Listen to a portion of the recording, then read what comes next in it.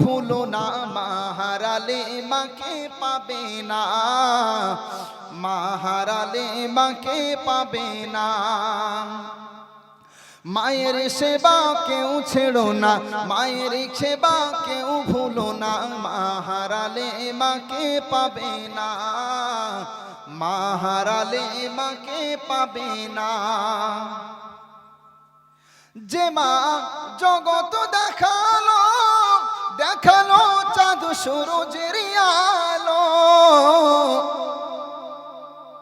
যে মা জগৎ দেখালো, দেখালো চাঁদ সূরজের আলো, সেই মায়ের মানিক অতি অধম দেয় মাকে সে যন্ত্রণা, মা হারালে মাকে পাবে না, মা হারালে মাকে পাবে না। মায়ের সেবা কেউ ছেড়ো না, মায়ের কথা কেউ ভুলো না, মা হারালে মাকে পাবে না, মা হারালে মাকে পাবে না। মায়ের সেবা যত্ন করবেন তো ইনশাল্লাহ? করবেন তো ইনশাল্লাহ? এরপরে একটা কথা না বললে না, অনেক সময় অনেকে বৌমারা মনে করছে হুজুর শুধু বৌমাদের নিয়ে বললো, শাশুড়িদের নিয়ে বললো না। অনেক সময় বৌমা তো ভালো হয় কিন্তু শাশুড়ি হয় দাজ্জাল মার্কা, ঠিক না ঠিক বলে? বৌমা ভালো কিন্তু শাশুড়ি হয় দাজ্জাল মার্কা, বৌমার সাথে খারাপ আচরণ করে। ওই জাতীয় শাশুড়িদেরকে বলছি, ওই জাতীয় শাশুড়িদেরকে বলছি, আপনি চিন্তা করবেন আপনার মেয়েটাকে আপনি বিবাহ দিয়েছেন, আপনার কন্যা সন্তান, আপনার মেয়ের সাথেও যদি আপনার শাশুড়ি, আপনার মেয়ের শাশুড়ি এমন বাজে আচরণ করে আপনার কেমন লাগবে, ঠিক না ঠিক? এইভাবে উভয় পক্ষ থেকে দেখতো বিষয়টা, উভয় পক্ষ থেকে যদি একটা মীমাংসা করত তাহলে সংসারগুলো আজকে শান্তির টুকরায় পরিণত হতো। কিন্তু যে যার স্বার্থ নিয়ে ব্যস্ত, কে কাকে বোঝে বলেন? সর্বোপরি যে কথা বলছি, পিতামাতার সম্মান আল্লাহ দিয়েছেন, পিতামাতার সাথে অসৎ ব্যবহার করতে পারবেন না। মহান আল্লাহ বলছেন, ওয়া ক্বাদা রাব্বুকা আল্লা তা'বুদু ইল্লা ইয়্যাহু ওয়া বিল ওয়ালিদাইনি ইহসানা। আমার আল্লাহ বলছেন, ভালো করে শোনেন, তোমার রবের সিদ্ধান্ত, তোমার আল্লাহর সিদ্ধান্ত, তোমরা এক আল্লাহর ইবাদত করবে, তোমরা এক আল্লাহর ইবাদত করবে এবং পিতামাতার সাথে সদ্ব্যবহার, তোমরা এক আল্লাহর ইবাদত করবে এবং পিতামাতার সাথে খারাপ ব্যবহার করবে না, পিতামাতার সাথে সদ্ব্যবহার করবে, এটা আল্লাহর আদেশ। এখানে আল্লাহর পাশে পিতামাতার নাম। এক আল্লাহর ইবাদত করতে হবে, পিতামাতার সাথে মন্দ আচরণ করা যাবে না। এ কথা কার বলেন? আল্লাহ। তাহলে বলেন পিতামাতার সাথে ভালো আচরণ করবেন তো ইনশাআল্লাহ? এবার 3 নাম্বার আয়াত, যেটা একটা ছাড়া আরেকটা কবুল হবে না। আচ্ছা তাহলে কি বললাম? পিতামাতার সাথে আচরণ ভালো করছে, আল্লাহর ইবাদত করছে না, তো পিতামাতার সাথে আচরণ ভালো করলেও আল্লাহ তাকে কবুল করবে না।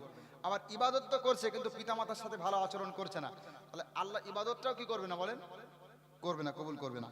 এবার 3 নাম্বার আয়াত, যেটা একটা ছাড়া আরেকটা কবুল হয় না। মহান আল্লাহ বলছেন, আতিউল্লাহা ওয়া রাসূলাহু ওয়া লা তানাযাউ ফাতাফশালু ওয়া তাযগাবা রিহুকুম ওয়াসবিরু ইন্নাল্লাহা মা'আস সাবিরিন।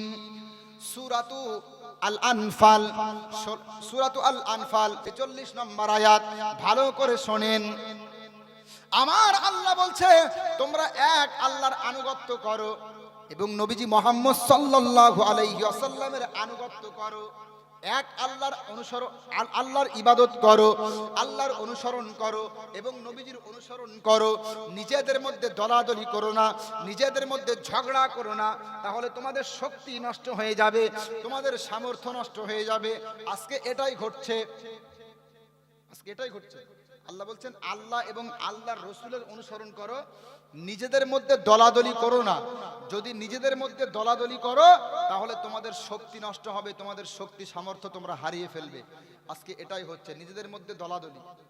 আর দলাদলিটা কেন হচ্ছে? সুন্নাত থেকে সরে যাওয়ার কারণে, বেদাতের দিকে যাওয়ার কারণে আজকে দলাদলি।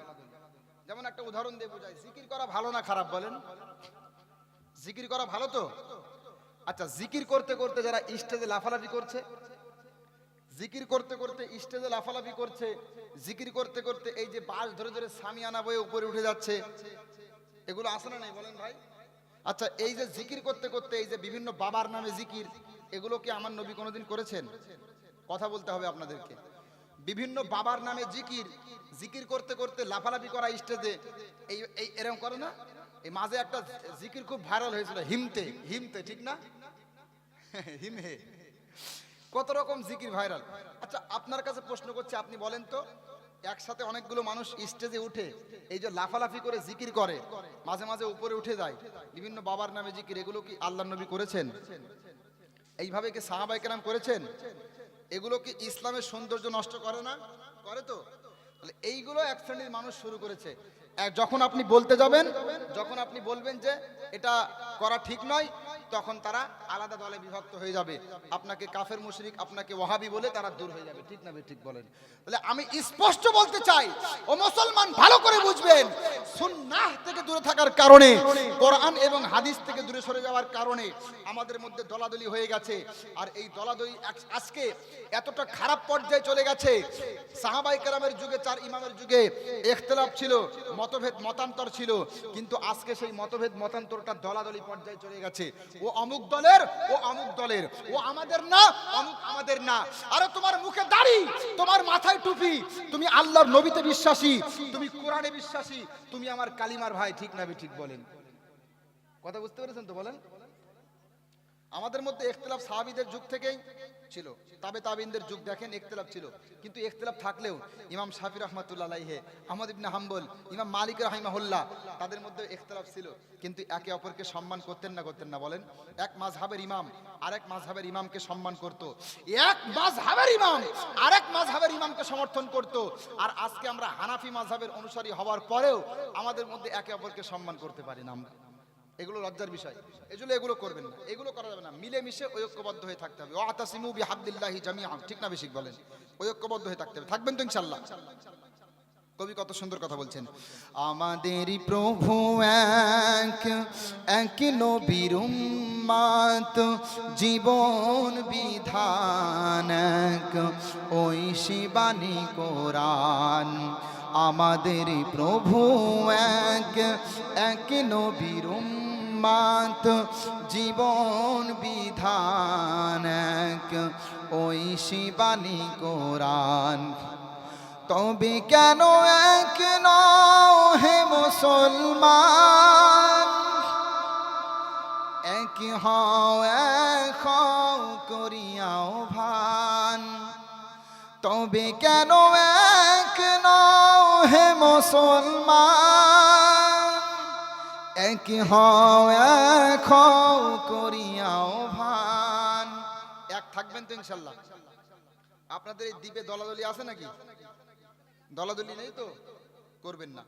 মস্তগত ইখতিলাফ যদি হালকা পাতলা থাকেও তাও দলাদলি করবেন না। সবাই আমাদের কালিমার ভাই, মনে থাকবেন তো? তবে কেন এক নও হে মুসলমান, এক হও, এক হও করিয়াও ভান। বাইতুল্লাহ এক, মদিনা শরীফ এক, ওহদ পাহাড় এক, বদরের মাঠ এক। বাইতুল্লাহ এক, মদিনা শরীফ এক, ওহদ পাহাড় এক, বদরের মাঠ এক। আমার মাঝে মাঝে এই গজলটা বিশাল ভাবাই, বিশাল ভাবিয়ে তোলে। সেই মক্কা মদিনাতে গিয়ে একই সাথে হজ করছি, একই কাবা চত্বরে আমরা চক্কর মারছি, ঠিক না? একই নবীজির মাজার জিয়ারত করছি, মক্কা মদিনা সবকিছুই এক। সেখানে গিয়ে আমরা এক জায়গাতে সবকিছু করছি, একই ইমামের পিছনে নামাজ আদায় করছি, আর যত ফিতনা আমরা আমাদের দেশে আসার পরে করছি। সত্যি ভাই, এগুলো খুব কষ্ট লাগে। তাই বলছে বাইতুল্লাহ এক, মদিনা শরীফ এক, ওহদ পাহাড় এক, বদরের মাঠ এক। একটা তো জীবন আর মরণ যে একটাই, একটা তো জীবন আর মরণ যে একটাই, একসাথে মিলে মিশে একটাই প্রাণ। তবে কেন এক নও হে মুসলমান, এক হও এক হও করিয়াও ভান, তবে কেন এক নও হে মুসলমান, এক হও এক হও করিয়াও ভান। ঠিক না ঠিক বলেন? ওই ঐক্যবদ্ধ থাকবেন তো ইনশাআল্লাহ? ওই ঐক্যবদ্ধ থাকতে গেলে কোরআন এবং সুন্নাহ অনুসরণ করে চলতে হবে। কোরআন এবং সুন্নাহ অনুসরণ করে চলতে হবে। শিরক এবং বেদাত আমরা করতে পারবো না। কোরআন সুন্নাহের মধ্যে থাকবো। আমার নবী যে পথ ধরে চলেছে আমরা সে পথ ধরে চলবো, সাহাবায়ে কেরাম যে পথ ধরে চলেছে আমরাও সে পথ ধরে চলবো। এটাই হলো নাজাত প্রাপ্ত পথ, এটাই হলো হেদায়েত প্রাপ্ত পথ। ঠিক না ঠিক বলেন? আচ্ছা, আমরা দৈনন্দিন নামাজ পড়তে গিয়ে একটা বাক্য বলি, ইহদিনাস সিরাতাল মুস্তাকিম। ঠিক না ঠিক? অর্থ কি বলেন তো আপনারা? এই আয়াতটার অর্থ ভালো করে দেখেন, ইহদিনাস সিরাতাল মুস্তাকিম। ওগো আল্লাহ, আমাদেরকে আপনি সিরাতে মুস্তাকিমে চালান, আমাদেরকে আপনি সিরাতে মুস্তাকিম সঠিক রাস্তায় পরিচালিত করুন। সেটা কোন রাস্তা? সেটা কোন রাস্তা? সিরাতাল্লাযীনা আন'আমতা আলাইহিম, তাদের রাস্তা যাদের প্রতি আপনি ইনাম বর্ষণ করেছেন, যাদের প্রতি আপনি অনুগ্রহ বর্ষণ করেছেন। তারা কারা? এই আয়াতটা ভালো করে শুনবেন এবার, আপনাদের জীবনে অত্যন্ত গুরুত্বপূর্ণ আয়াত। আমার শেষের দিকে আলোচনা, ভালো করে আয়াতটা ভালো করে শুনবেন। আল্লাহ বলছেন, আমরা আল্লাহর সামনে দাঁড়িয়ে বললাম আমরা চলতে চাই তাদের রাস্তায় যাদের প্রতি আপনি ইনাম বর্ষণ করেছেন। তারা কারা?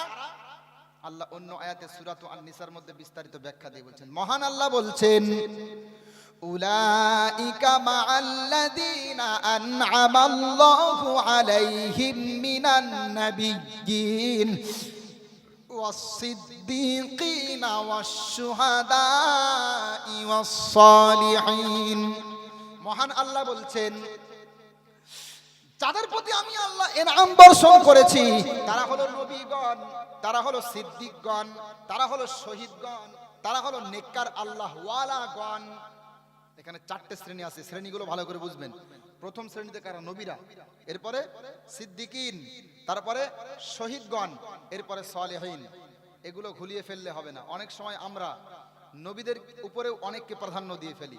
আমি দেখলাম কোন একদিন কোন এক বক্তা ওয়াজ করছে, বক্তব্য করতে করতে কি বলছে জানেন?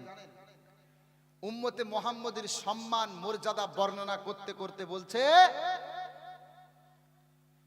বানি ইসরাইলের অনেক নবী এমন হবে তাদের থেকেও উম্মতে কোন কোন উম্মতে মুহাম্মদের সম্মান আল্লাহর কাছে অনেক বেশি হবে। বলেন নাউজুবিল্লাহ। আমি স্পষ্ট দেখলাম লেখাপড়া না করে, পড়াশোনা না করে, হাদিস কোরআন নিয়ে গবেষণা না করে এই স্টেজগুলো দখল করলে মানুষের যে কতটা বেশি ক্ষতি হয়, মানুষ যে তার থেকে কতটা গুমরা হতে পারে, কতটা পথভ্রষ্ট হতে পারে আপনি কল্পনাও করতে পারবেন না। বক্তা ওয়াজ করতে করতে বলছে, উম্মতে মুহাম্মাদের মধ্যে এমন এমন উম্মত তৈরি হবে যারা বানি ইসরাইলের অনেক নবীদের থেকেও সম্মানিত হবে। বলেন না উজবিল্লাহ। নবীদের থেকে সম্মানিত কেউ হবে? আরে নবী তো দূর কি বাত, একজন সাহাবায়ে কেরামের সমতুল্য আমরা হতে পারবো? এরা কতটা অন্ধভক্ত চিন্তা করেন। আচ্ছা, পৃথিবীতে সে যত বড়ই আল্লাহওয়ালা মানুষ হোক না কেন, কাউকে নবীদের ঊর্ধ্বে বলা যায় না ভাই। কারণ যত বড়ই আল্লাহওয়ালা, আল্লাহর ওলিদের আমরা সাথে আছি, আমরা ওলিদের বিরুদ্ধে না, অবশ্যই আমরা ওলিদের সাথে আছি। ঠিক না বেঠিক? কিন্তু কোন অলিকে কেউ যদি অস্বীকার করে, কোন অলিকে কেউ যদি অস্বীকার করে, হয়তো অপরাধ হবে। অলিদের অবদান অস্বীকার করা যাবে না, তাদের অবদান আছে। কিন্তু কোন অলিকে কেউ যদি অস্বীকার করে সে কি কাফের হবে? কখনোই হবে না, কিন্তু তার ঈমান নষ্ট হবে না। কিন্তু কোন নবীকে কেউ যদি অস্বীকার করে, আদম আলাইহিস সালামকে কেউ যদি অস্বীকার করে, নূহ আলাইহিস সালামকে কেউ যদি অস্বীকার করে, সে বেঈমান না মুসলমান না কাফের? বলেন কাফের তো। এইটুকু আকীদার জ্ঞান তাদের মধ্যে নেই, এই জাতীয় বিভ্রান্তকর বক্তব্য দিয়ে মানুষকে পথভ্রষ্ট করছে। সিরিয়াল বুঝতে হবে। মিনান নবিয়িন, আমার আল্লাহ নিজে বলছেন মিনান নবিয়িন, প্রথম হলো নবীগণ, এরপরে সিদ্দিকগণ, এরপরে শুহাদা, এরপরে সালেহীন। অনেকে আছে ইসরায়েলি রিওয়ায়াত বর্ণনা করে, ইহুদি খ্রিস্টানদের যে বিকৃত বাইবেল থেকে বিভিন্ন ঘটনা উল্লেখ করে আলোচনা সমাজে বলে। বিভিন্ন ইসরায়েলি রেওয়ায়েত জাল হাদিস আমাদের মধ্যে ছড়িয়ে আছে। ভাইয়া, ইসরায়েলি রেওয়ায়েত বর্ণনা করার ক্ষেত্রে আপনাকে সাবধান হতে হবে, বক্তাদেরকে সচেতনতার পরিচয় দিতে হবে। ইসরায়েলি রেওয়ায়েত যেগুলো কোরআন সুন্নাহর সাথে মিল আছে সেগুলো বর্ণনা করতে পারবে, বর্ণনা করবে, সমস্যা নেই কোনো রকম। আর ইসরায়েলি রেওয়ায়েতের মধ্যে যেগুলো কোরআন এবং হাদিসের বিপক্ষে যায়, সহিহ আকীদার বিপক্ষে যায়, এগুলো বর্ণনা করা জায়েজ নেই, হারাম। আর ইসরায়েলের রেওয়ায়েতের মধ্যে যেগুলো বর্ণনা করলে হাদিস কোরআনের বিরুদ্ধেও যায় না, আবার পক্ষেও থাকে না, সেইগুলো উলামায়ে কেরাম বর্ণনা করা জায়েজ বলেছেন অনেকে, কিন্তু সতর্কতার সাথে। কিন্তু এই যে কথাটা, যদি ইসরায়েলি রেওয়ায়েত এমন থেকেও থাকে, উম্মতে মুহাম্মদীর মধ্যে এমন এমন উম্মত হবে যারা ইসরায়েলের বিভিন্ন নবীদের থেকেও, বানি ইসরায়েলের অনেক নবীদের থেকেও উৎকৃষ্ট, তাহলে এই কথাটা অবশ্যই অবশ্যই হাদিস এবং কোরআনের সাথে সাংঘর্ষিক। কারণ আমরা মুসলমান হিসাবে বিশ্বাস করি, একজন নবী তো দূরের কথা, একজন সাহাবায়ে কেরাম যিনি আল্লাহর নবীকে সচক্ষে দেখেছেন, আল্লাহর নবীর প্রত্যক্ষদর্শী, তিনি কখনোই সেই সাহাবায়ে কেরামের সমতুল্য আমরা সাধারণ মানুষ হতে পারবো না। ঠিক না? ঠিক বল।